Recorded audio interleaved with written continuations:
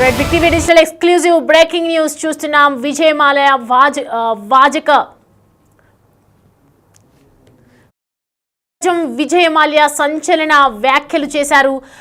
ఒక YouTuber podcast లో మాల్యా సుదీర్ఘ వివరణ ఇచ్చే ప్రయత్నం చేసినట్లుగా అర్థమవుతోంది. ప్రస్తుతం అయితే ఇవి సోషల్ మీడియాలో సంచలనంగా మారాయి. ప్రజెంట్ తాను దొంగను కాదని వివరణ ఇచ్చే ప్రయత్నం చేశారు విజయ్ మాల్యా. నేను దేశం విడిచి పారిపోయానంటే ఒప్పుకుంటా, మరి దొంగతనం అభియోగం ఎందుకు మోపుతున్నారని చెప్పి మాల్యా సంచలన కామెంట్ చేశారు. దొంగతనం అభియోగం ఎందుకు చేస్తున్నారని చెప్పి సంచలన వ్యాఖ్యలు చేసినట్టుగా అర్థమవుతుంది. 2016 మార్చిలో భారత్ విడిచి లండన్ వెళ్ళినటువంటి మాల్యా అదే ఏడాది ఏప్రిల్లో విజయ్ మాల్యా పాస్పోర్ట్ రద్దు జరిగినట్లుగా తెలుస్తోంది. అయితే దేశం విడిచి వెళ్లిన 9 ఏళ్ల తర్వాత తొలిసారి స్పందించడం జరిగింది. ఆర్థిక నేరస్తుడిగా ఆరోపణలు ఎదుర్కొంటున్నటువంటి విజయ్ మాల్యా ముందుగా అనుకున్న విదేశీ పర్యటనలో భాగంగా ఇండియా నుంచి లండన్ వెళ్ళినట్లు మాల్యా పూర్తి వివరాలు క్లారిటీ ఇవ్వడం జరిగింది. బ్యాంకులకు లక్షల కోట్ల ఎగవేతపై మాల్యా స్పందించడం జరిగింది. అయితే మనీ లాండరింగ్ విషయంలోనూ తనదైన శైలిలో కామెంట్స్ చేశారు.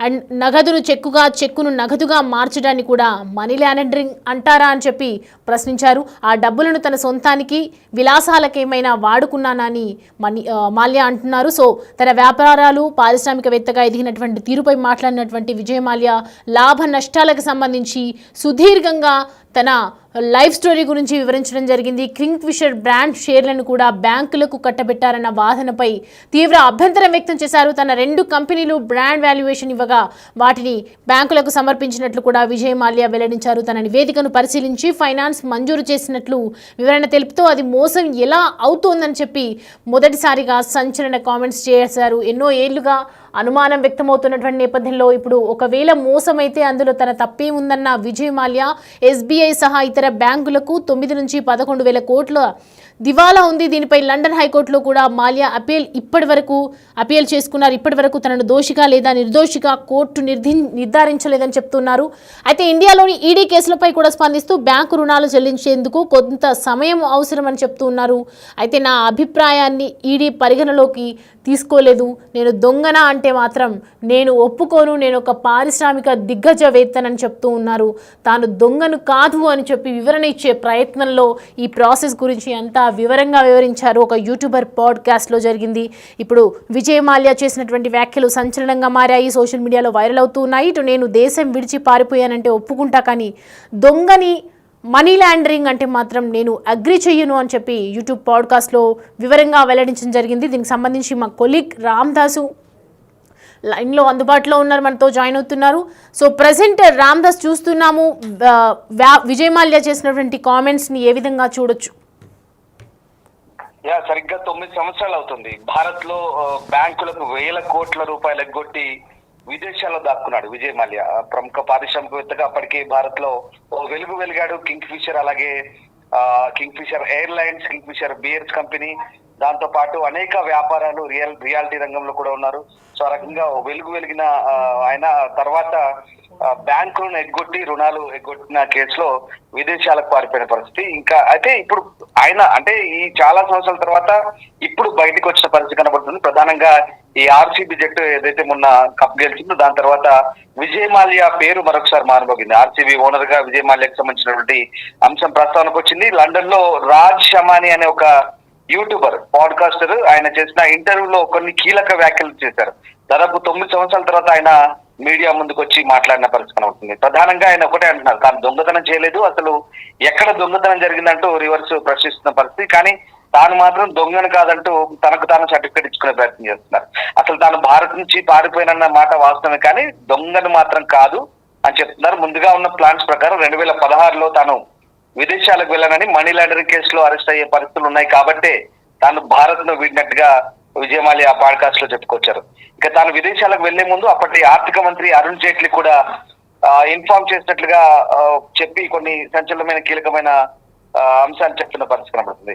ప్రధానంగా 4 గంటల పాటు జరిగింది పాడ్కాస్ట్. దీంట్లో తనపై వచ్చిన ఆరోపణల గురించి ఆయన ప్రధానంగా స్పందించారు. అలాగే ఈ కింగ్ ఫిషర్ ఎయిర్లైన్స్ పతనం కావచ్చు, భారతదేశానికి తిరిగి వచ్చే ఛాన్సెస్ సంబంధించి విజయ్ మాల్యా అనేక కీలకమైన అంశాలు ప్రస్తావించారు.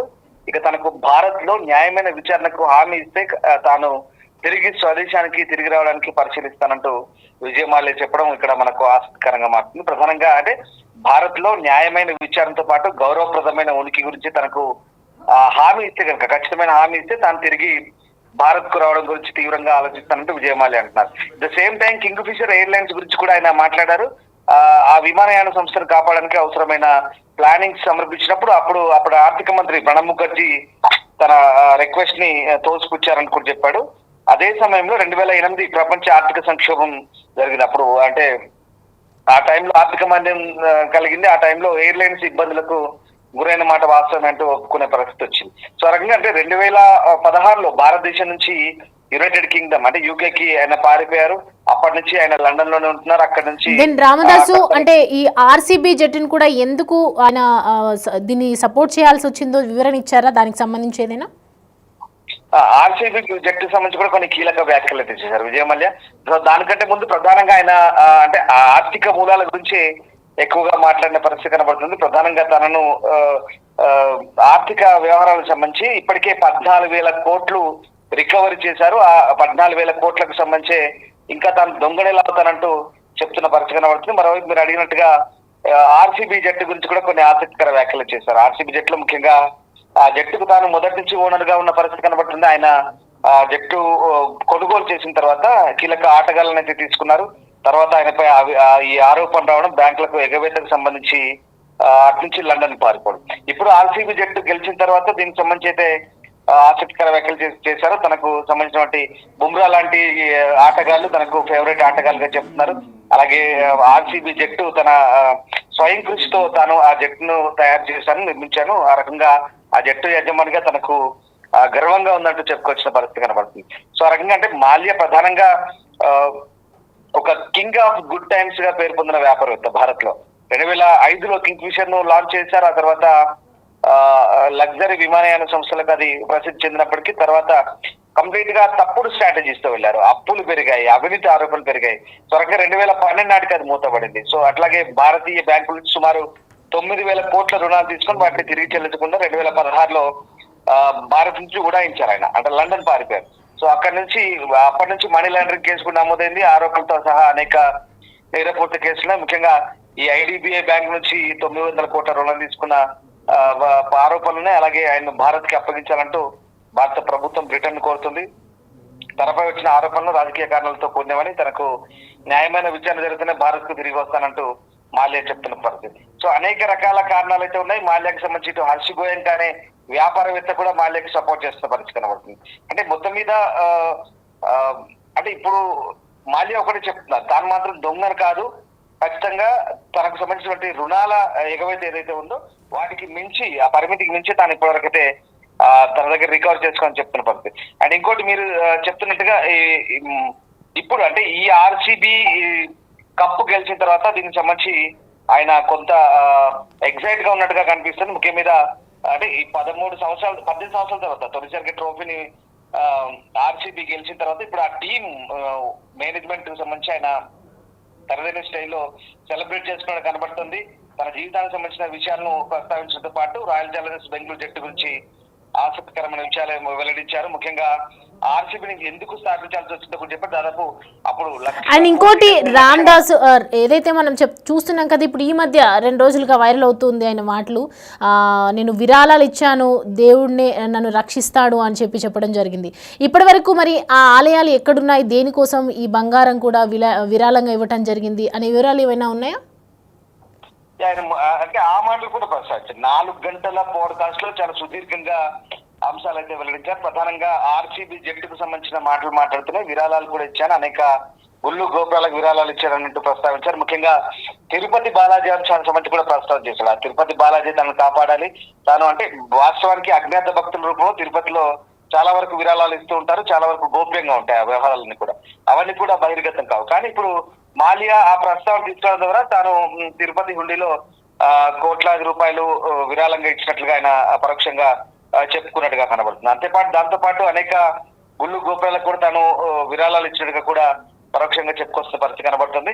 సో అంటే ఆ రకంగా అంటే ఇప్పుడు ముఖ్యంగా ఆర్సీబీ జట్టుకు సంబంధించి ఎందుకు కొన్నాడు అనే వ్యూహానికి సంబంధించి కూడా ఒక ప్రస్తావన వచ్చినప్పుడు దాదాపు 1,70,00,000 భారీ అదే మద్యం సామ్రాజ్యాన్ని స్థాపించిన తర్వాత 1.75 కోట్ల భారీ మద్యం సామ్రాజ్యాన్ని స్థాపించిన తర్వాత ఆయన సుమారు 1000 కోట్ల రూపాయలు ఖర్చు పెట్టి జట్టును కొనుగోలు చేశారు. ఆ టైంలో అంటే దేశంలోనే కాకుండా ప్రపంచవ్యాప్తంగా మాల్యా మద్యం వ్యాపారంలో మంచి ముద్ర వేసుకున్న తర్వాత రాయల్ ఛాలెంజ్ బ్రాండ్ ని మరింతగా ప్రజల్లోకి తీసుకెళ్లాలి కాబట్టి ఆ జట్టును కొనుగోలు చేసినట్టుగా చెప్తున్నాడు. సో దాని ద్వారా ఒక పెద్ద మార్కెట్ క్రియేట్ చేయాలనుకుంటూ యూనివర్సల్ గా అందరూ తను అభిమానించే క్రికెట్ ను దానికి ఆధారంగా చేసుకున్నట్టుగా ఆయన చెప్పుకొచ్చే ప్రయత్నం చేశాడు. సో మొత్తం మీద చాలా ఇంట్రెస్టింగ్ మాటలైతే మాట్లాడారు విజయ్ మాల్యా.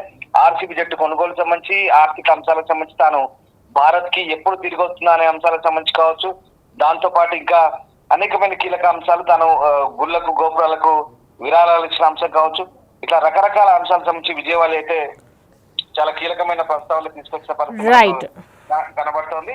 అండ్ అలాగే భారత్ లో వ్యాపారానికి సంబంధించి కూడా కొన్ని కామెంట్స్ అయితే చేశారు. పూర్తిగా వ్యాపారం అంతా కూడా కొన్ని పూర్తిగా వ్యాపారాన్ని నడిపిస్తున్నాయనే అంశాన్ని కూడా ఆయన చెప్పుకొచ్చే ప్రయత్నం చేశారు. ఇక ఆర్సీబీలో తన డ్రీమ్ టీం గురించి కూడా చెప్పే ప్రయత్నం చేశారు. ఓవరాల్ గా అంటే ఇక్కడ బుమ్రా కావచ్చు, సూర్యకుమార్ కావచ్చు, పంత్, వీళ్ళంతా కూడా తన డ్రీమ్ టీమ్ గా చెప్పుకుంటున్న పరిస్థితి ఉంది. అంటే ఒక్కడే చెప్తున్నారండి, నేను పారిపోయినని అని మాత్రం అంటే ఒప్పుకోను, దొంగ అంటే ఒప్పుకోను, పారిపోయాను కరెక్ట్ కానీ నేను దొంగ అంటే ఒప్పుకునేది లేదంటూ చెప్తున్న పరిస్థితి కనబడుతుంది.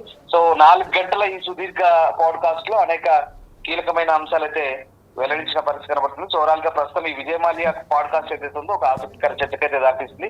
దాదాపు 9 ఏళ్ల తర్వాత దేశాన్ని విడిచిపెట్టిపోయిన మాల్యాకు ఇప్పుడు ఈ పాడ్కాస్ట్ లో ప్రత్యక్షమవడం, అనేక కీలక అంశాలు ఆసక్తికర వ్యాఖ్యలు చేయడంతో ఇప్పుడు ప్రస్తుతం ఇదే అంశం అయితే హాట్ టాపిక్ గా మారుతుంది.